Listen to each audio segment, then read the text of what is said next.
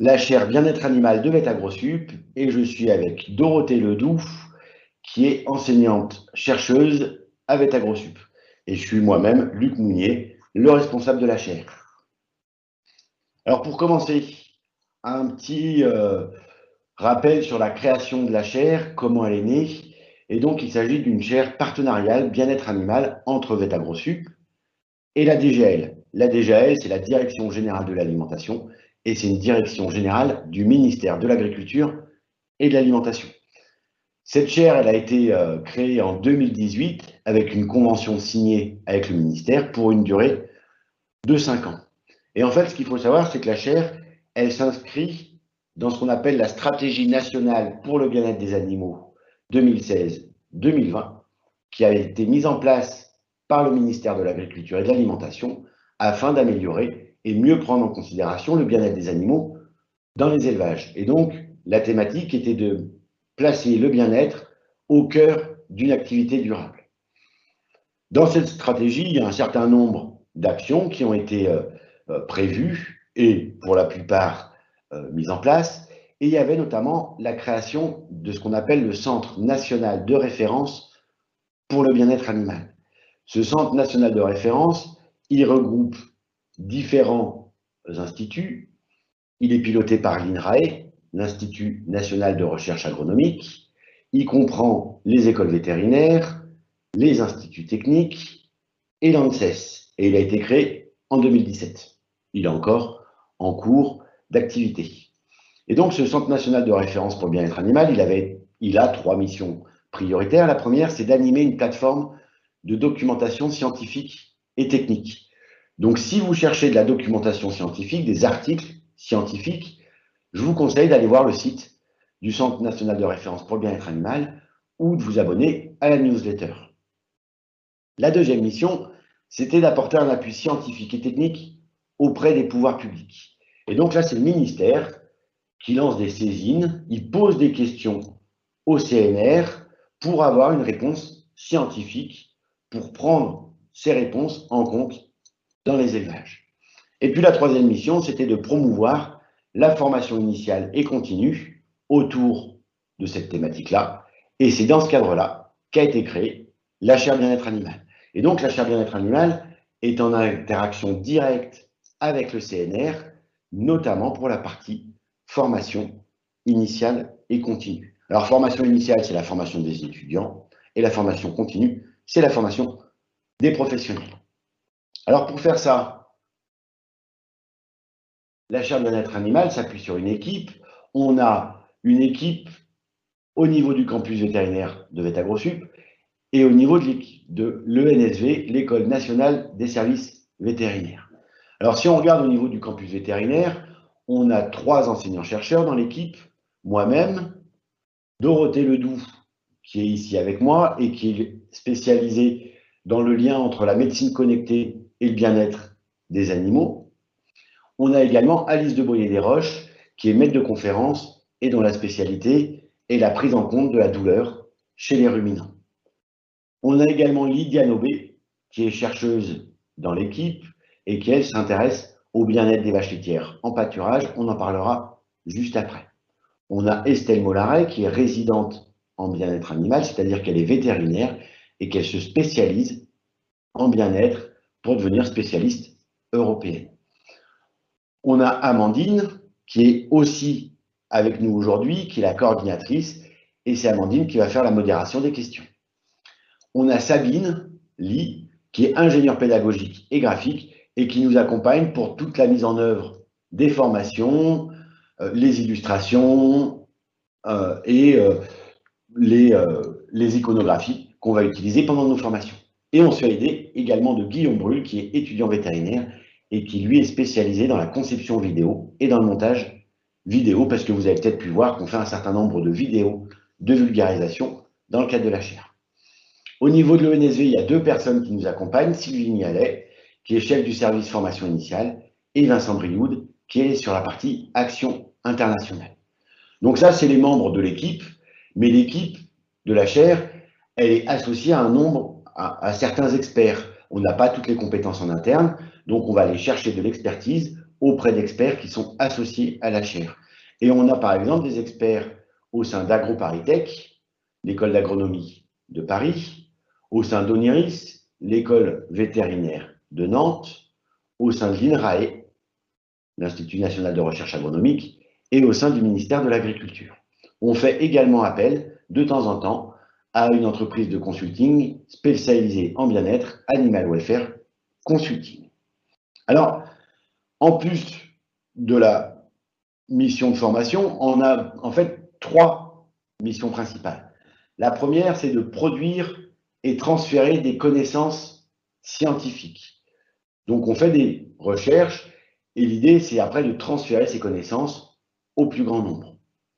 La deuxième mission, c'est de former et d'informer un large public, étudiants, professionnels.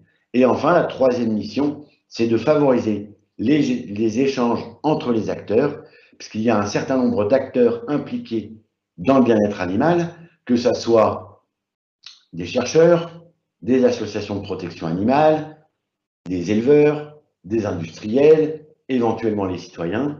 Et le but, c'est de favoriser les échanges entre ces gens-là pour essayer d'améliorer le bien-être animal et qu'on arrive à bien se comprendre tous ensemble. Alors, si on reprend la première mission, je vais laisser la main à Dorothée pour vous la présenter. Alors, merci Luc. Donc moi, je prends la suite. Alors, la première mission, c'est de la chaire, c'est de produire et transférer des connaissances scientifiques. Comme vous l'avez remarqué, dans l'équipe de la chaire, nous sommes des enseignants-chercheurs ou des chercheurs. Donc, on a comme pour mission de produire de la recherche, de produire des connaissances. Et notre thématique, donc, c'est de produire des connaissances sur le bien-être.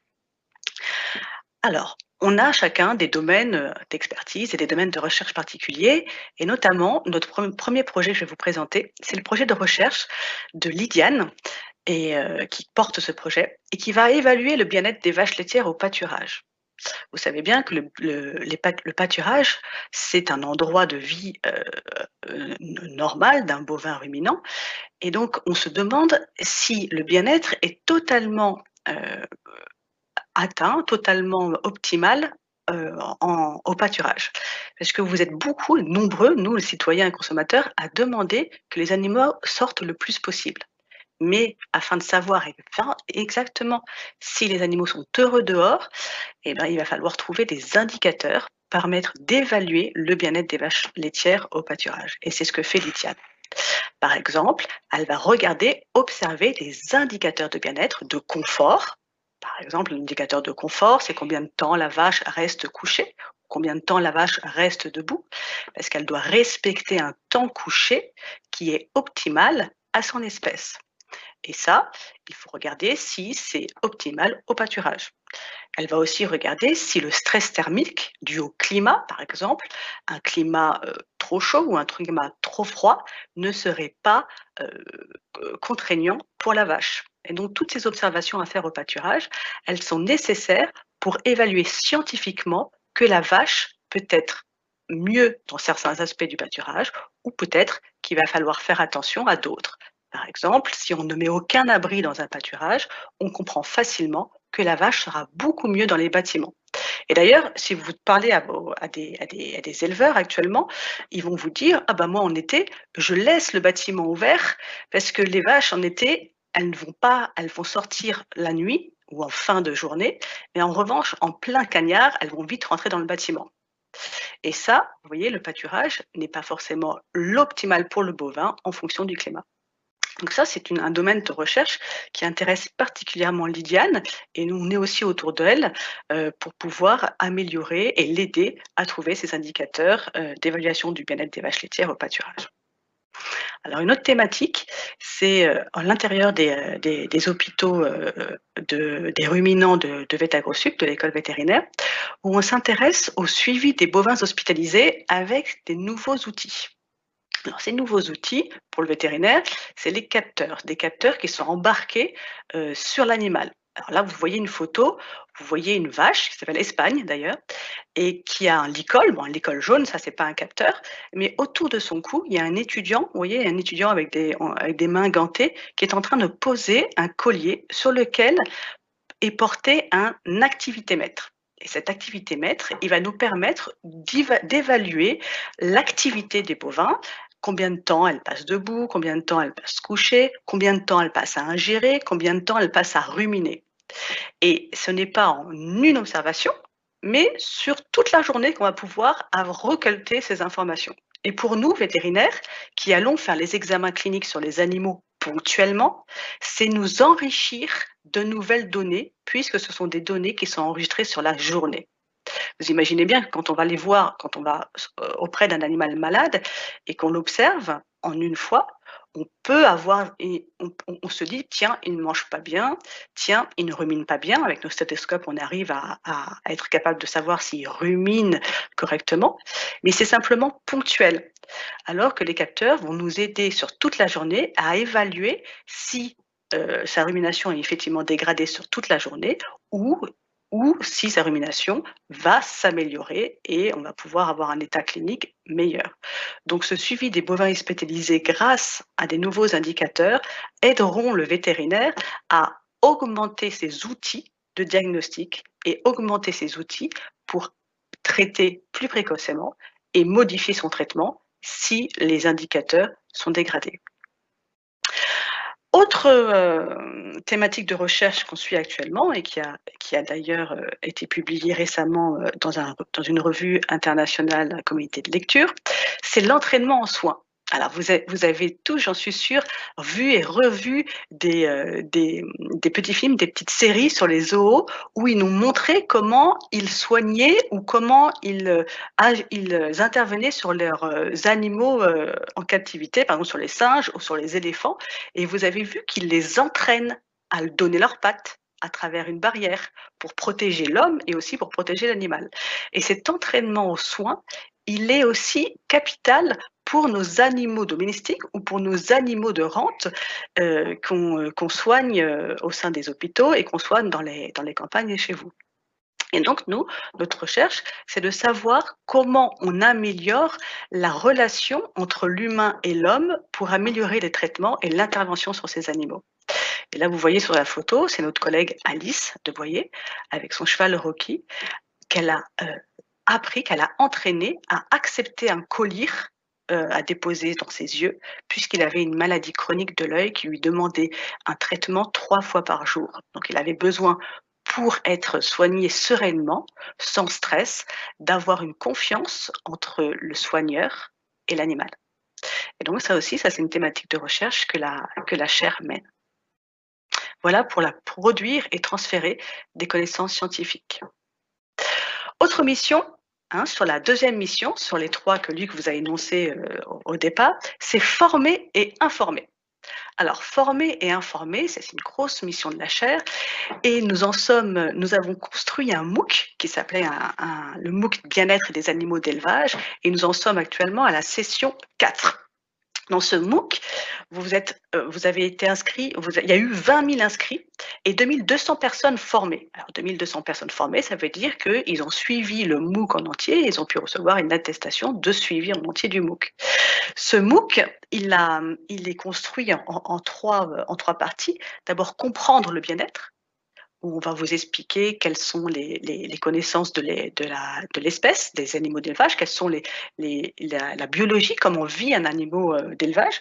Puis, on va vous expliquer l'évaluation du bien-être. Alors, l'évaluation du bien-être, elle se mesure via des indicateurs qui doivent mesurer, par exemple, le respect de 5 libertés. Est-ce que la vache a à manger? Est-ce que le cheval est confortable? Est-ce qu'ils sont capables d'exprimer un comportement naturel d'espèce? Et aussi, est-ce qu'ils sont pas de maladie et est-ce qu'ils ont la possibilité d'exprimer des émotions positives? Par exemple, est-ce qu'elles peuvent aller se brosser? Donc ça, c'est pouvoir évaluer le bien-être animal. La troisième partie du MOOC, c'est d'améliorer. Comment on peut améliorer le bien-être animal? Eh ben, par exemple, c'est en enrichissant l'espace de vie des animaux. Alors sur ce MOOC, il y a quelque chose qui est assez sympathique et que vous retrouvez aussi sur le site internet de la chaire bien-être Vétagrosup.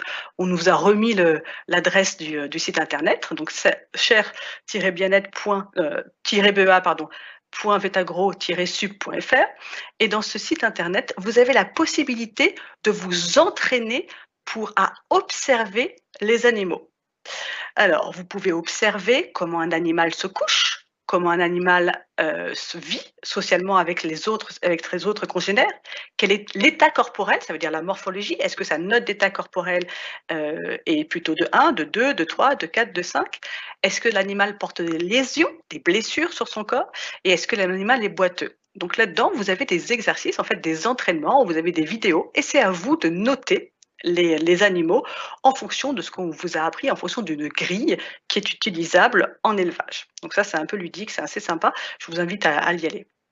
Donc formé par le MOOC, formé via des jeux sur le site internet et formé aussi et informé via nos rendez-vous BEA. Alors les rendez-vous BEA, ils reviennent régulièrement. Et nous avons déjà effectué 30 vidéos d'information sur la thématique du bien-être. Par exemple, c'est la définition du bien-être, c'est quels indicateurs on peut utiliser pour l'évaluer, c'est quelle est la perception des bovins au niveau de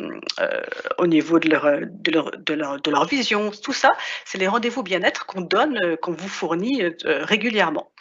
Il y a donc 30 vidéos et des infographies. Alors des infographies, c'est le petit schéma que vous avez en haut à droite là qu'on vous montre, et c'est notre vision, c'est notre lecture de l'actualité. Par exemple, sur cette image-là, nous vous proposons une lecture sur la proposition de loi contre la souffrance animale.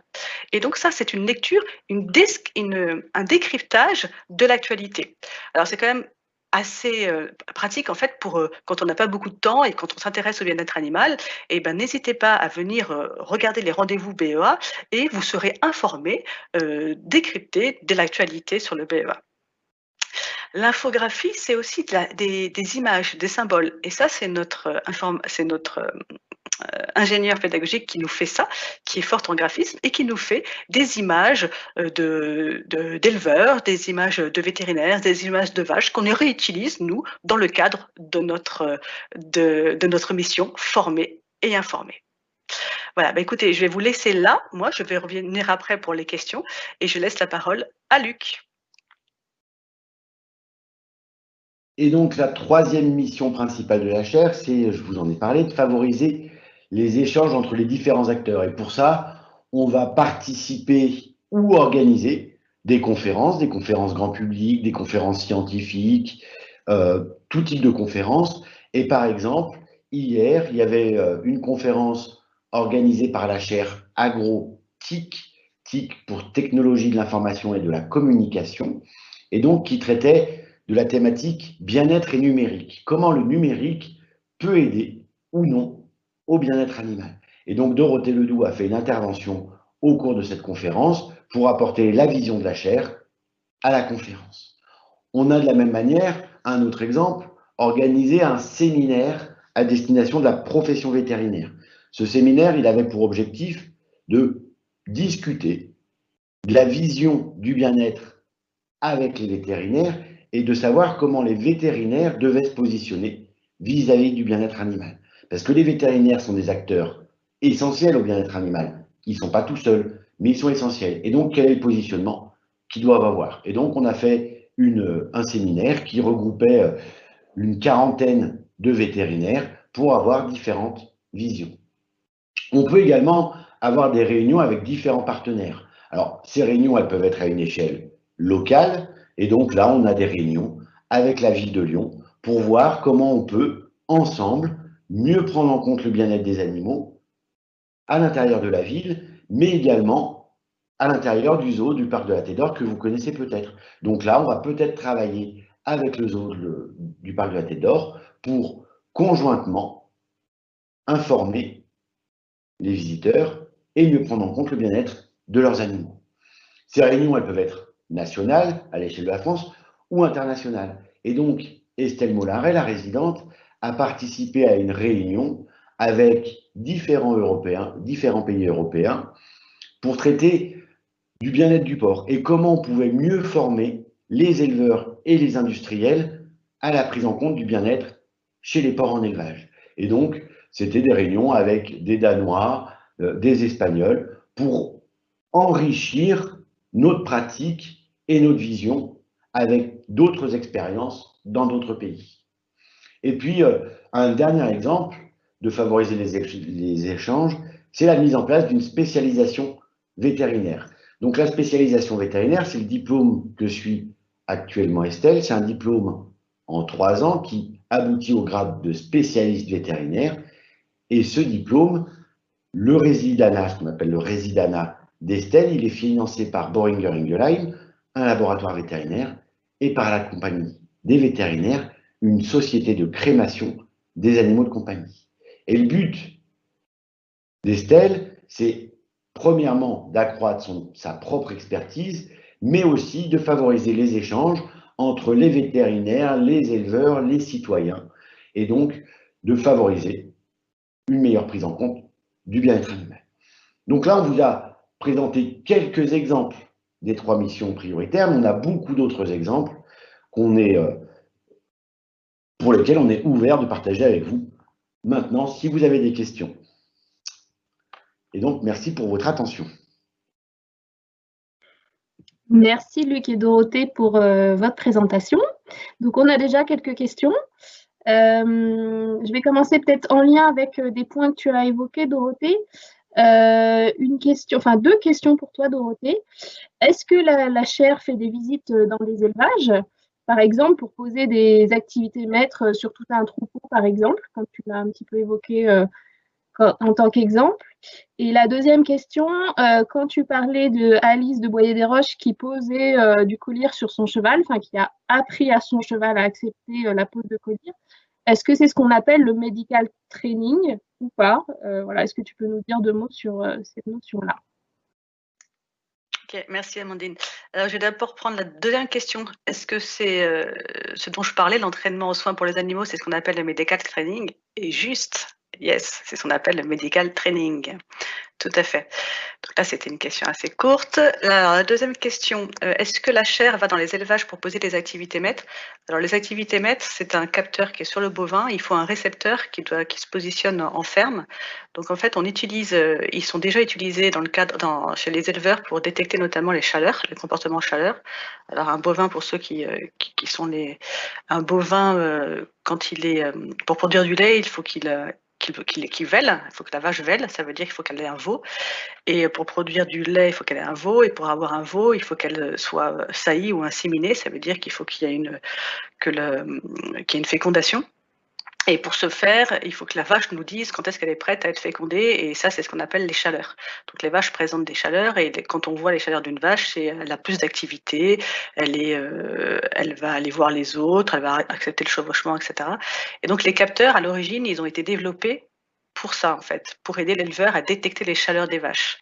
Parce que parfois, les vaches, elles ne montrent pas très bien leur chaleur, donc on ne sait pas quand est-ce qu'on peut les inséminer. Du coup, nous, on utilise les sorties de ces outils de manière détournée pour pouvoir suivre la santé des bovins. Donc, on ne va pas en élevage poser des activités maîtres sur leur encolure, mais on utilise les données qui sont produites par les éleveurs pour améliorer les santé et suivre les bovins. En revanche, dans le cadre des expériences, des expérimentations qu'on mène dans les stations expérimentales de l'INRA ou avec AgroSup, on va avoir nous-mêmes des capteurs qu'on peut poser en collier, parce qu'on a un récepteur avec AgroSup, donc on a des émetteurs et des récepteurs. Et on a aussi des podomètres, ça veut dire c'est plus sur l'encolure qu'on sur les pattes, qui nous permettent aussi d'évaluer les debout et les couchers des animaux. Et cela, on peut les poser à n'importe quand, puisque le capteur en lui-même n'a pas besoin de récepteur. Donc, pour répondre à la question, on ne se déplace pas pour poser des activités maîtres en élevage, on récupère les données des éleveurs pour pouvoir évaluer et suivre la santé des bovins. Et dans nos hôpitaux ou dans les stations expérimentales, c'est nous qui posons les capteurs sur les animaux. Voilà, j'espère que j'ai été claire et que je ne vous ai pas et que peut-être que ça a entraîné d'autres questions. Merci Dorothée. Luc, j'ai des questions pour toi sur l'étendue des études de la chaire. Est-ce que la chaire fait des études sur les animaux de compagnie également? Est-ce qu'elle fait également des études sur le bien-être animal dans les laboratoires d'expérimentation? Ça, c'est une première question en deux. Et puis, une question peut-être plus générale sur comment rejoindre la chaire. Qui peut rejoindre la chaire? Est-ce que tout le monde peut participer aux travaux de la chaire? Alors, je vais répondre à la première question d'abord. Effectivement, on va s'intéresser aussi au bien-être de. Nous sommes, on est principalement spécialistes du bien-être des bovins. Voilà. Et vous avez vu que la chaire, c'est quand même une équipe relativement restreinte. Donc, on ne peut pas s'intéresser avec autant de précision à toutes les espèces qui existent et toutes les conditions qui existent. Donc, on est prioritairement centré vers les bovins et notamment vers les vaches laitières.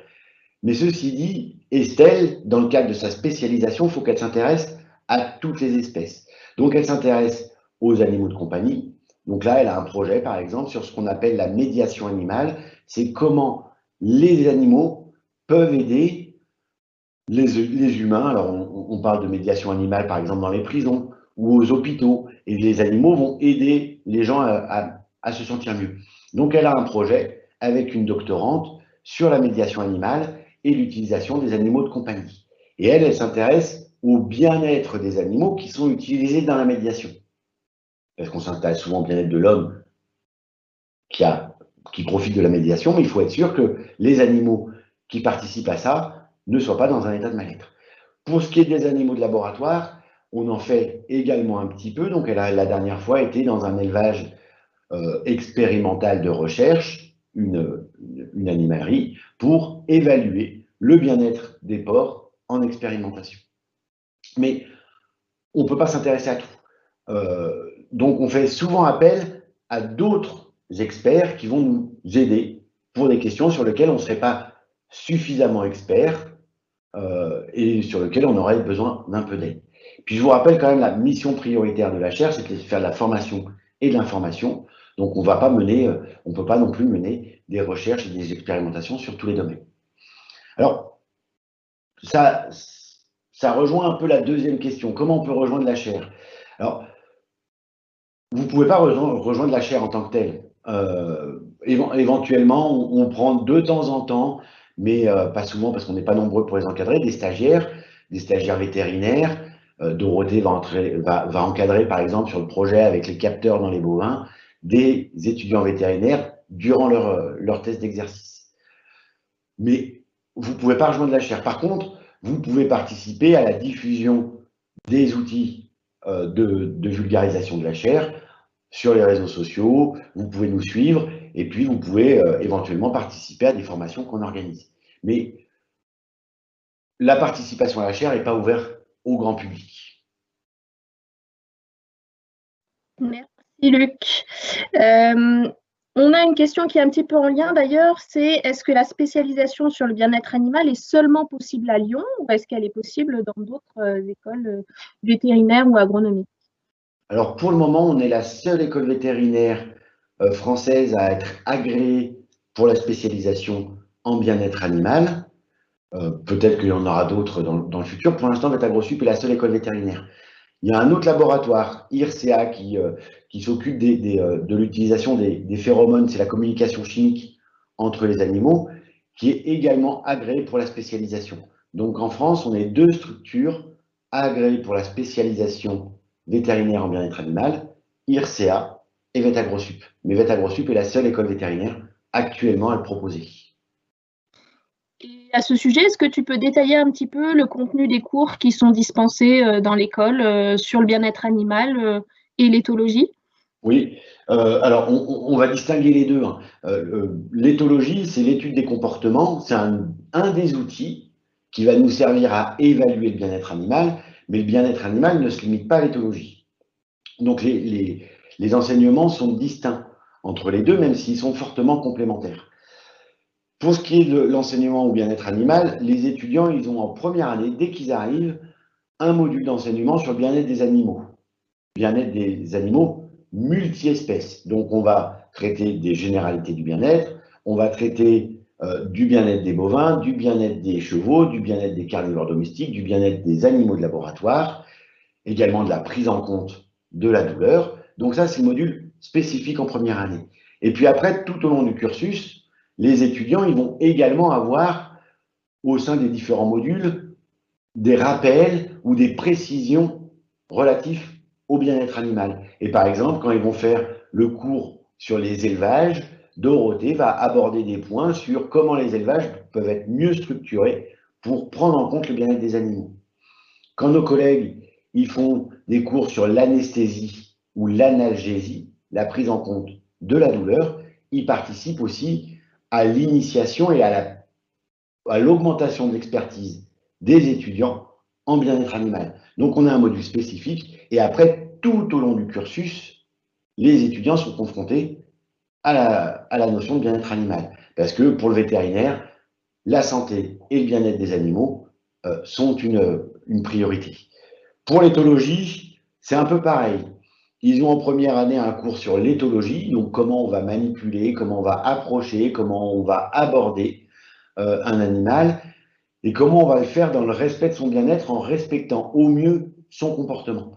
Donc ça, c'est dès la première année également. Et ils ont des TP, des travaux pratiques, où ils vont devoir manipuler des bovins, des chiens, des nacs, des nouveaux animaux de compagnie, ou des chevaux. Et puis après, quand ils seront dans les cliniques de l'école, eh ben, la prise en compte du comportement sera extrêmement importante pour que l'animal soit le moins stressé par les traitements qui seront mis en œuvre. Donc on a vraiment des modules spécifiques en première année pour bien sensibiliser les étudiants, leur poser les bases, et puis après tout au long du cursus. Merci pour ces précisions, Luc. Et du coup, si on est formé en bien-être animal et qu'on ne travaille pas nécessairement pour la chaire bien-être animal, où est-ce qu'on peut travailler sur le bien-être animal en dehors de la chaire bien-être animal? Ça commence, des métiers spécifiques bien-être animal, ça commence, on va dire, ça commence depuis pas longtemps. Mais ceci dit, il y a beaucoup de gens qui interviennent en élevage, qui interviennent dans les abattoirs, qui travaillent dans les associations de production de protection animale. Donc, des formations en bien-être peuvent être valorisées dans beaucoup de métiers en lien avec les animaux. Ceux qui vont travailler avec la médiation animale, par exemple, dans les zoos. Donc, des métiers spécifiques bien-être animal, il y en a encore assez peu. On commence à voir des conseillers bien-être animal, mais c'est plutôt une formation complémentaire à des métiers déjà existants pour prendre en compte la demande de la société et l'évolution des connaissances en faveur du bien-être animal. Donc, suivre des formations, c'est important pour se mettre à jour, mais pour le moment, c'est pas certain que ça aboutisse à un métier tout de suite spécifique. Mais peut-être que Dorothée, tu veux compléter, je ne sais pas. Bah oui, moi je rebondis sur ce que tu as dit. C'est un outil dans un métier.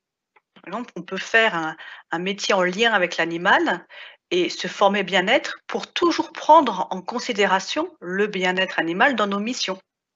Et je rebondis aussi sur ce qu'a dit Luc. Actuellement, au niveau des élevages, on a une demande de la filière que les techniciens d'élevage soient de plus en plus formés bien-être pour qu'ils puissent aussi, eux, aider l'éleveur qui est le premier acteur du bien-être animal dans son élevage, à pouvoir apporter des satisfactions à ces animaux et à pouvoir bien comprendre comment mieux les élever et comment lui, ça peut être efficace pour lui d'améliorer le bien-être de ses animaux pour en retirer lui-même une satisfaction personnelle et une rentabilité pour son élevage. Donc, des métiers, par exemple, je fais que du bien-être animal, ça, on peut pas le voir comme ça parce que c'est un outil en fait. C'est un outil dans un métier. Donc c'est un outil pour le vétérinaire, c'est un outil pour tous les soigneurs, c'est un outil pour les conseillers et tous les métiers qui sont en lien avec les animaux doivent être formés bien-être animal pour qu'on puisse arriver à un équilibre vis-à-vis de cette thématique. En fait. Voilà ce que je voulais ajouter. Merci Dorothée. Et du coup, en complément avec ce que tu disais, on a une question sur les éleveurs et les relations de la chaire avec les éleveurs. Qui est-ce qui les sollicite? Est-ce que c'est la chaire qui se déplace de façon volontaire dans les élevages? Est-ce que c'est les éleveurs qui nous contactent parce qu'ils ont besoin d'un appui sur le bien-être animal? Voilà, une petite question sur les éleveurs. Alors, c'est amusant parce que en fait, vous avez peut-être nous, notre métier, c'est d'être enseignant-chercheur. On est aussi membre de la chaire bien-être animal, mais on s'occupe, dans notre quotidien avec les étudiants et dans notre recherche, c'est notre thématique, c'est notre fil rouge. Donc en fait, dans notre, enseignement, on va aller à travers, des activités, par exemple, de médecine de troupeau auprès des éleveurs, pour pouvoir évaluer, leur élevage, que ça soit en termes de performance, en termes de rentabilité et en termes de bien-être. Donc c'est un lien, c'est un partenariat qui existe depuis toujours, en fait, depuis que VétaGrosSup et que l'école vétérinaire, existe, où on se déplace dans les élevages. Sachant en plus que VétaGrosSup, elle a une clinique qui s'appelle la clinique de la Lucra, la clinique de l'Arbrel, où il y a des vétérinaires praticiens et qui vont aussi dans les élevages. Donc la chaire en elle-même n'est pas forcément missionnée pour aller en élevage, et encore, c'est pas tout à fait vrai parce que parfois nous faisons des audits en élevage, mais c'est aussi bien dans le cadre de notre enseignement et de la formation aux étudiants que dans la chaire bien-être animal. Et puis après, il y a aussi des partenariats avec des partenaires que vous a cité Luc, où on interagit avec les éleveurs en créant des nouveaux outils pour eux. Et ça, je vais peut-être repasser la main à Luc parce qu'il va peut-être plus vous en parler sur des nouveaux outils comme le MOOC par exemple, qu'on a construit pour pouvoir aider les éleveurs à améliorer le bien-être dans leur élevage. Effectivement, Dorothée, merci. Je peux compléter un petit peu. En fait, comme le dit Dorothée, nous, notre mission première, c'est plutôt de former des gens qui vont après aller l'appliquer. On ne peut pas se déplacer dans toute la France, dans tous les élevages, c'est absolument pas possible. Mais par contre, on va former des gens qui, après, eux, iront dans les élevages. Donc, on a formé des vétérinaires qui vont dans les élevages pour améliorer le bien-être animal. Donc, nous, on ne répond pas spécifiquement à des demandes d'évaluation ou d'amélioration du bien-être animal. Ça nous arrive, mais nous, on est enseignant, on est chercheur, donc on produit et après on diffuse pour que les autres les utilisent. On a un exemple, c'est que par exemple avec Danone, on a le laitier, l'industrie laitière, on a une ferme pilote dans laquelle on met en œuvre des nouvelles pratiques pour essayer d'améliorer la relation homme-animal. Et si ça marche, notre but, ça sera de le diffuser à d'autres qui iront, si je peux me permettre de dire, prêcher la bonne parole dans les élevages. Mais nous, on ne peut pas se déplacer, bien évidemment, dans tous les élevages, comme le disait Dorothée. Merci Luc et Dorothée. Et donc là, on parle des élevages, mais on a des questions sur est-ce que le bien-être animal, on peut aussi l'évaluer sur les animaux sauvages. Alors, soit dans leur milieu naturel, soit lorsqu'ils sont placés dans des zoos. Alors, dans les zoos, oui, c'est ce qu'on va appeler la faune sauvage captive. Donc, ça a fait d'énormes progrès depuis un moment, hein, depuis, je dirais, une quinzaine d'années. Après, la question, c'est d'avoir les bons indicateurs. Être sûr qu'on mesure bien le bien-être animal et qu'on ne fait pas de l'anthropomorphisme en se disant « Oh, pauvre animal, il n'a pas l'air bien dans cette situation ». Ça se trouve, il n'est pas si mal et il faut s'en assurer. Donc, la question, c'est de trouver les bons indicateurs, mais c'est possible pour beaucoup d'animaux dans les zoos. Et donc, on peut évaluer et mettre en place des améliorations. Alors, on n'aura vraisemblablement jamais un bien-être optimal, mais on va l'améliorer et ça a été grandement amélioré. Ça, c'est la faune sauvage captive. Pour la faune sauvage non captive, on ne le fait pas, on n'évalue pas et on n'améliore pas le bien-être des animaux qui ne sont pas sous la responsabilité de l'homme. Voilà, on s'intéresse aux animaux qui sont sous la responsabilité de l'homme, donc les animaux domestiques ou la faune sauvage captive. Mais la faune sauvage dans le milieu naturel, on ne va pas prendre en compte et on ne va pas évaluer leur bien-être. Merci Luc. On a plusieurs questions aussi qui portent sur les abattoirs. Est-ce qu'il existe des études pour améliorer les conditions d'abattage des animaux, que ce soit des études menées par la chaire ou d'ailleurs par d'autres acteurs? Oui, il y a beaucoup d'études qui visent à améliorer la protection animale en abattoir. Alors, il y a des recherches. Nous, on a des collègues de notre unité de recherche de l'INRA qui est l'unité de recherche sur les herbivores, qui travaille spécifiquement sur ces questions-là. On a également, au niveau européen, ce qu'on appelle l'EFSA, c'est l'Agence européenne de sécurité sanitaire, qui travaille sur ces questions-là et qui émet des rapports réguliers pour mieux prendre en compte la protection des animaux dans les abattoirs. Et on sait par exemple que si on fait des couloirs qui sont incurvés, c'est moins stressant pour l'animal que si le couloir est tout droit, parce qu'il avance tranquillement sans voir ce qu'il y a au bout. Donc il y a un certain nombre de recherches qui se font et qui sont ensuite mises en application. Nous, la chaire bien-être animal, ce n'est pas notre thématique, il y en a d'autres dont c'est l'expertise, donc nous on va s'appuyer sur ce qu'ils font pour éventuellement après le diffuser ou en parler dans les différentes réunions auxquelles on va assister. Mais on n'a pas dans la chaire de recherche spécifique sur l'abattage des animaux. Merci Luc. On a des questions également sur les médecines alternatives. Est-ce qu'elles permettent d'améliorer le bien-être animal au sein des élevages? Est-ce que c'est quelque chose qui a été prouvé scientifiquement? Et par exemple, on a aussi la mention de la phytothérapie. Est-ce qu'elle peut être favorisée pour améliorer le bien-être animal? Alors, c'est intéressant comme question. Le bien-être animal, c'est une obligation de résultat. Il faut que l'animal soit mieux. Et il faut s'en assurer que l'animal est mieux. Après, toutes les pratiques peuvent améliorer ou détériorer le bien-être des animaux. Donc, est-ce que les médecines alternatives améliorent le bien-être animal? Ça dépend desquelles et ça dépend sur quel animal, dans quelles conditions. En fait, il faut éventuellement faire de la phytothérapie et après regarder sur l'animal si ça va mieux. Mais on ne peut pas être catégorique pour dire ça va être mieux ou ça va être moins bien. Il faut s'en assurer. Et c'est une différence dans ce qu'on appelle à la fois le bien-être animal, où on regarde si ça marche sur l'animal, c'est l'animal qui a raison. Et ce qu'on appelle la bientraitance, c'est je vais essayer de mettre toutes les actions en œuvre pour atteindre le bien-être animal. Mais il faut que je m'en assure.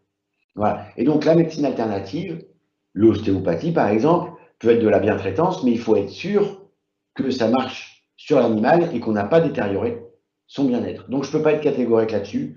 Ça dépend des conditions, ça dépend des animaux et ça dépend des médecines alternatives. Retenez bien que c'est relativement complexe et il faut s'en assurer sur les animaux. Merci Luc. Et du coup, ça rejoint peut-être aussi une question qui revient régulièrement sur les résultats de recherche de la chaire bien-être animal. Où est-ce qu'on peut les trouver? Est-ce qu'il y a des rapports scientifiques qui publient les résultats des recherches de la chaire, d'une part? Et où est-ce qu'on peut trouver également les autres ressources de type le rendez-vous bien-être qui est produit par la chaire bien-être animal? Alors, on n'a pas de rapport qui recense les activités scientifiques de la chaire. On a le site internet. Alors, il n'y a pas encore tous les articles scientifiques qui sont dessus, nos publications. Il faudrait qu'on le fasse. Mais si vous voulez de l'information scientifique, par contre, vous pouvez aller sur le site du CNR. Là, vous aurez une base de données avec de nombreux articles scientifiques ou à la newsletter. Sur le site de la chaire, vous aurez nos propres recherches et les rendez-vous bien-être. Donc là, je réponds à la deuxième question. Les rendez-vous bien-être, vous pouvez les trouver sur le site de la chaire ou aussi sur les réseaux sociaux, et donc notamment les réseaux sociaux de VetAgroSup. Le rendez-vous bien-être, généralement, c'est le mardi, et si je ne me trompe pas, c'est diffusé sur LinkedIn, Facebook et les autres réseaux sociaux de VetAgroSup.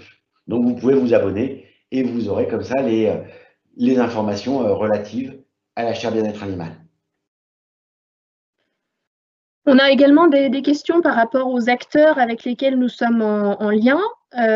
Notamment, tu évoquais le fait que nous travaillons en lien avec Danone, mais pas que, c'était un exemple. Du coup, on a des questions sur nos relations avec le secteur agroalimentaire, quels sont nos liens avec eux et surtout quelle est leur perception à eux du bien-être animal. Est-ce que c'est un sujet d'intérêt et de préoccupation pour eux? Donc ça, c'est une première question. Et puis une autre question sur nos partenaires. Est-ce que nous échangeons de façon régulière avec nos homologues européens et anglo-saxons sur le bien-être animal? Alors pour la première question, les acteurs agro-industriels et agroalimentaires s'intéressent au bien-être animal. On a de nombreuses démarches qui sont mises en œuvre, hein. On a par exemple une démarche qui est l'étiquetage bien-être animal sur les poulets, où vous avez peut-être vu chez un des distributeurs, dont je ne citerai pas le nom, des étiquetages qui disent ce poulet a été élevé dans des conditions optimales de bien-être animal ou moins bonnes. Donc c'est vraiment quelque chose dont ils ont pris conscience et qu'ils essayent d'améliorer. Nous, après, ces acteurs-là, on travaille avec eux dans des réunions où ils nous demandent de l'expertise, ils nous demandent notre avis, ou pour concevoir des outils de formation. Donc là, on vous a parlé de Danone, mais on travaille aussi avec la filière laitière, par exemple, ou avec d'autres acteurs pour essayer de promouvoir le bien-être animal, mais d'un point de vue scientifique et objectif. Voilà. Et que ça soit vraiment une vraie amélioration du bien-être des animaux. Pour la deuxième question, est-ce qu'on est en relation fréquente avec les acteurs européens? Oui, oui, parce que de toute façon, la recherche, elle se fait à un niveau européen.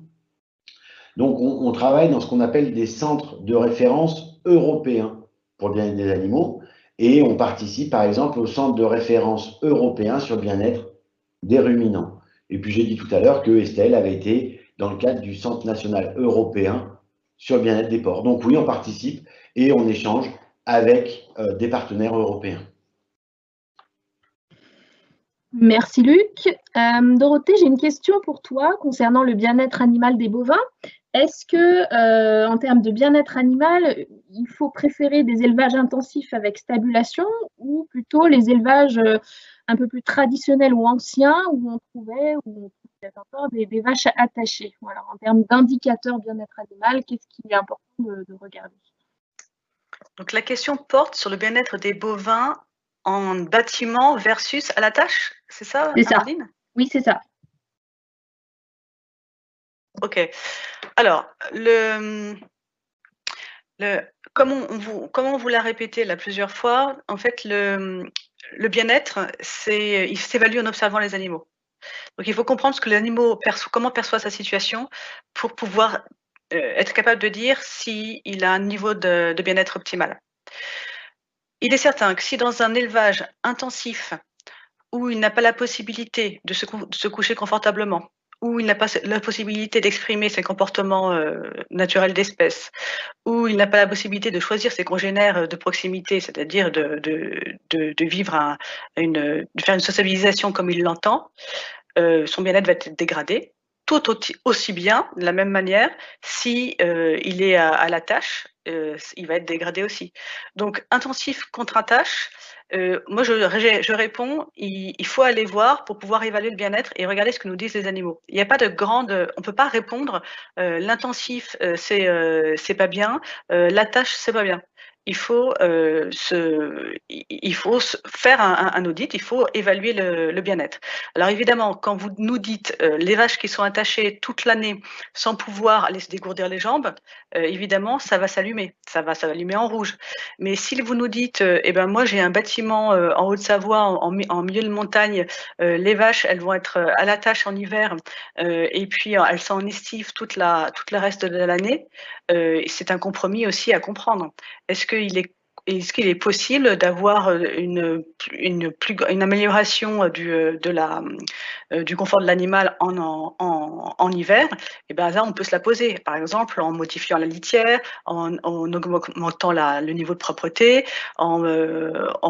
peut-être en mettant un petit parcours autour du bâtiment dans la journée et après de re-rentrer les animaux. Vous voyez, il y a des outils d'amélioration du bien-être quand on considère que les animaux à la tâche ne sont pas en bien-être ou que les animaux en bâtiment 100% ne sont pas en bien-être. Donc c'est un peu difficile de répondre à cette question clairement. Et tout n'est pas noir et tout n'est pas blanc. Il faut aussi pouvoir faire des compromis entre les ce qu'on donne aux animaux et ce qui est possible pour l'éleveur. Donc tout n'est pas blanc et tout n'est pas noir. Si vous voulez des compléments sur la réponse de Dorothée, qui était déjà bien complète, on a fait des petites vidéos que vous trouvez sur le site de la chaire sur bien-être et type d'élevage. Voilà. Et on dit que tout n'est pas noir et tout n'est pas blanc. Et du coup, si le bien-être des animaux est propre à chaque animal, est-ce qu'en mettant en place des indicateurs généraux de bien-être animal, on mesure le bien-être animal d'un groupe d'animaux ou est-ce que ça reste vraiment centré sur un animal en particulier? Alors, effectivement, on fait un raccourci, on parle de bien-être animal. En fait, il faudrait parler du bien-être des animaux, du bien-être d'un animal, parce que le bien-être, il est toujours individuel, parce que, comme l'a dit Dorothée, il dépend de la façon dont l'animal va percevoir son environnement, la situation, et chaque animal va le percevoir différemment en fonction de ses organes sensoriels, en fonction de son expérience, et en fait, en fonction de sa génétique. Donc, le bien-être est toujours spécifique à un animal. Par contre, nous, on a mis en place des moyens de mesurer le bien-être du groupe. Parce que, bien évidemment, dans un élevage où il y a 50 vaches laitières, on ne va pas dire bah, pour celle-là, il faudrait faire ci, pour celle-là, il faudrait faire ça. On va s'intéresser à une moyenne. Et donc, on va, par exemple, dans un élevage de vaches laitières, s'il y a 50 vaches, on va regarder, quand on regarde ce qu'on appelle la note d'état corporel, l'état corporel de l'animal, on va regarder 30 vaches. Donc, on va faire un échantillon. Et à partir de cet échantillon, on va sortir une donnée moyenne et dire la note d'état corporel dans cet élevage, elle est trop basse ou elle est trop haute, et voici ce qui pourrait être fait pour essayer de l'améliorer. Donc, le bien-être, c'est le bien-être d'un animal, mais on a des outils qui nous permettent d'avoir une idée du bien-être à l'échelle du groupe. Voilà. Et ces ensembles d'indicateurs et de mesures, on les retrouve notamment dans notre MOOC bien-être des animaux d'élevage. On a une question sur le MOOC. Qu'est-ce que c'est justement Luc, est-ce que tu peux nous dire deux mots sur un MOOC? Qu'est-ce que c'est? Et ce MOOC-là? Un MOOC, ça veut dire Massive Open Online Course. C'est un cours en ligne gratuit ouvert à tous. Donc, c'est des petites séquences de cours, c'est des vidéos qui durent 10 à 15 minutes, qui traitent d'un sujet particulier dans le but de former les gens. Donc, c'est en ligne, c'est gratuit. Et là, la 4e saison ouvre à partir du 15 décembre et sera ouvert pour une durée de 3 mois environ. Et donc, vous aurez 3 mois pour suivre l'intégralité des cours et peut-être, au final, obtenir l'attestation. Et donc, il y a des cours sur, tout à l'heure, Dorothée le disait, sur qu'est-ce que c'est que les 5 libertés, quelle est la définition du bien-être, comment justement, par rapport à la question avant, comment on va utiliser les indicateurs sur un animal pour avoir le bien-être de tout le troupeau. Donc, c'est des petites vidéos avec un PowerPoint, quelqu'un qui parle en même temps que le PowerPoint pendant une durée de 10 à 15 minutes et qui est gratuit et ouvert en ligne. Merci Luc. On a une question qui revient régulièrement, c'est est-ce qu'il existe des études sur le bien-être des animaux en SPA? Est-ce qu'on a ces informations-là? Oui, il y a des études, alors c'est notamment des collègues espagnols qui ont travaillé beaucoup sur le bien-être des animaux de compagnie dans les refuges, qui ont mis en place des indicateurs pour comment on pouvait évaluer le bien-être des animaux de compagnie dans les refuges. Et je sais que maintenant, c'est utilisé aussi pour, par exemple, pour les chiens qui sont dans l'armée, en expérimentation, pour avoir un état des lieux objectif du bien-être et surtout pouvoir mettre en place des améliorations. Ce qu'il faut bien avoir en tête, c'est que quand on évalue le bien-être, on va avoir plusieurs étapes. C'est ce qu'on appelle la boucle d'amélioration du bien-être. On évalue le bien-être, on identifie les facteurs qui peuvent dégrader ce bien-être et on essaie de les corriger par la mise en place de nouvelles actions, de nouvelles pratiques. Et une fois qu'on a mis ces actions et ces nouvelles pratiques en place, eh bien, il faut réévaluer le bien-être pour être sûr qu'effectivement, ça allait améliorer et qu'on n'était pas juste dans de la bientraitance, mais qu'on était bien dans du bien-être animal. Donc oui, il y a des études qui permettent de prendre en compte et d'améliorer le bien-être des animaux de compagnie dans les refuges et à la SPA. Merci Luc pour cette réponse. On a une question également sur le rôle de la chaire.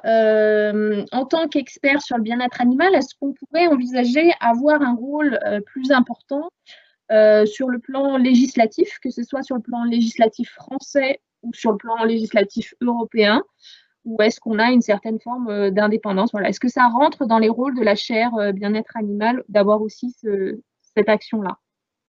Alors, la première question, c'est d'avoir plus de rôle et plus d'importance.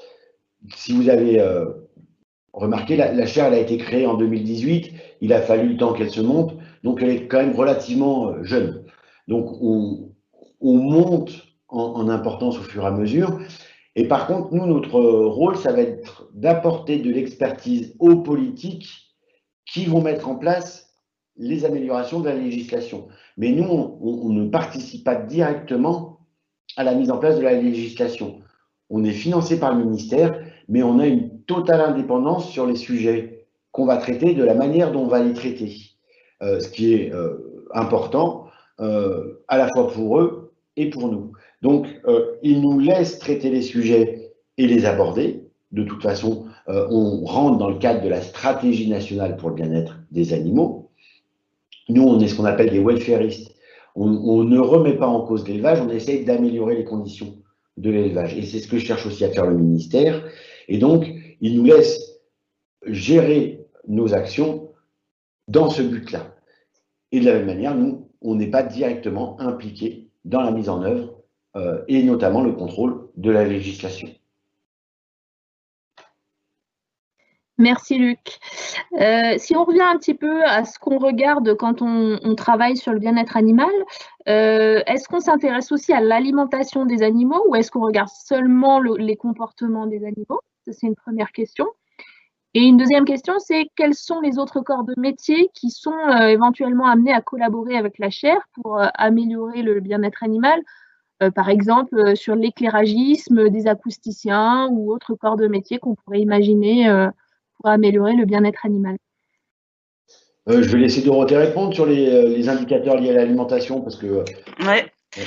Alors, donc le bien-être animal, ce n'est pas que le comportement des animaux, hein, donc c'est pas que le comportement de l'animal, donc on s'intéresse aussi à l'alimentation, et ça fait partie des 5 libertés que l'animal dont l'animal on doit faire respecter pour que l'animal soit dans un niveau optimal de bien-être. Donc l'alimentation est un sujet tout à fait qui est intégré dans le bien-être, et cette alimentation qui doit être en adéquation avec l'animal afin de lui permettre un niveau optimal. Alors il n'y a pas que l'alimentation, il n'y a pas que le comportement, il y a aussi la bonne santé.